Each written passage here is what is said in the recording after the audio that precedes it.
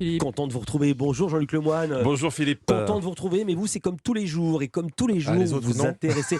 Nicolas mais s'en Caro, fiche. il se fait rare, Nicolas Caro, et donc je suis heureux quand il est dans ce studio. Il est très demandé. Jean-Luc, tous les jours, vous intéressez à un programme pour nous. C'est votre session de rattrapage. Et aujourd'hui, vous avez zappé sur les chaînes info. Oui Philippe, mais pour être honnête, j'avais pas trop le choix. Vous regardez la télé en ce moment? À part le foot. Ouais, non, mais non, dites-moi, il va se passer quelque chose le mois prochain? Parce qu'hier, en zappant, je suis tombé sur Noël avec le prince de mes rêves sur TF1. Ça me disait pas trop. J'étais zappé sur M6. Il y avait Un Noël près de toi et Tous les chemins mènent à Noël. Sur TF1 Série Film, il y avait Un Noël saupoudré d'amour. Et sur Dorsel TV, il y avait La grosse bûche du Père Noël. Alors, je sais pas si vous voulez que je passe des extraits de ce dernier téléfilm. Non, Non. C'est bien ce que je pensais, ouais. En tout cas, sans spoiler, je peux juste vous dire que le Père Noël, il passe pas que par la cheminée.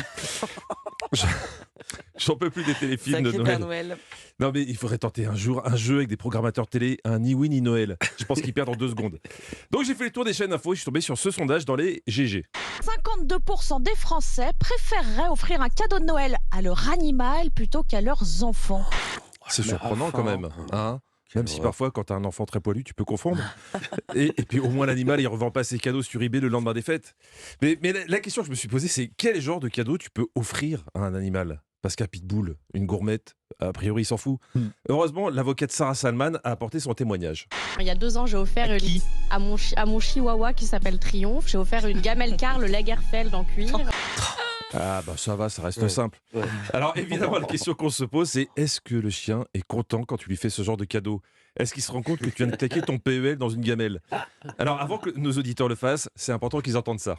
Lui s'en fout. Et en fait, l'an dernier, j'ai eu une révélation. Vaut mieux offrir du saumon fumé, de la bouffe, plutôt que des cadeaux. Ah oui. Voilà, si vous avez un chihuahua, ne lui achetez pas une PlayStation, il s'en fout. C'est un chien simple, il est heureux avec du saumon fumé. Moi, ce que je conseille surtout aux gens à Noël, c'est d'acheter un costume de chihuahua pour les bouffer gratos chez Sarah Salman. Alors, j'ai zappé sur CNews où ça parlait Covid. Et là, un journaliste avait été faire un micro-trottoir sur le rappel vaccinal des seniors pour la séquence la plus hallucinante de la journée d'hier. Alors comment ça se fait que chez les plus de 60 ans, ça marque le pas? Il y a beaucoup de gens qui ne sont pas à jour de leur rappel. Qu'est-ce que j'ai qui donne? Ah, j'ai un truc qui me... C'est le moment du striptease. Ouais, la dame n'est pas très concentrée parce qu'elle sent que quelque chose se passe dans sa manche. Mais je raconte mal, je me rends compte. Vaut mieux laisser faire ça à un professionnel. Romain Desarbes, s'il vous plaît. Cette dame s'arrête parce qu'elle ressent une gêne dans sa manche. Vous imaginez la suite. Elle enlève son manteau, il y avait un rat dans sa manche. Alors, je précise que la dame n'était pas magicienne. Oh, regardez, je peux faire apparaître des rats. Non, elle sortait juste du métro parisien. Et Mais ça, si, ça a beaucoup choqué Romain. Cette dame avait un rat, alors qu'elle sortait du métro, un rat dans sa manche. Je ne sais pas comment il est arrivé là, mais elle devait être assise, il est monté par là. Ou il avait un passe Navigo. C'est pour ça que Valérie Pécresse envisage de l'augmenter. Maintenant, on t'offre un animal de compagnie. Bon, en tout cas, maintenant on le sait, à Paris, quand on demande aux seniors s'ils ont fait leur rappel de vaccin, on parle pas du Covid, on parle de la peste. Et pour finir, c'est le jour de match des Bleus, avec toujours des supporters qui s'enflamment pour leur équipe, comme Sandrine Rousseau.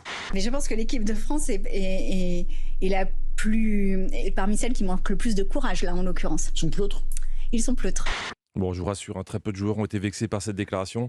Déjà parce qu'ils n'écoutent pas Sandrine Rousseau, et aussi parce que la plupart ne savent pas ce que ça veut dire pleutre. Donc pour se mettre vraiment dans l'ambiance du match de 16h, Pascal Praud nous a parlé de la chanson choisie par les Bleus, comme VG Dream. Et il y a 4 ans, vous vous souvenez, avec ramener la coupe à la maison.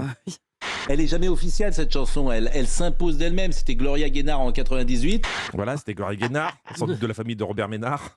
Donc c'était I Will Survive. Et cette année, the winner is... Freed from Desire de Gala. Vous connaissez Freed from Desire? Oui, on connaît. Alors, allez les Bleus. Merci beaucoup Jean-Luc Lemoyne. À demain, je rappelle qu'on vous retrouve tout à l'heure. Historiquement Vôtre, c'est de 16h à 18h avec Stéphane Bern. Merci encore.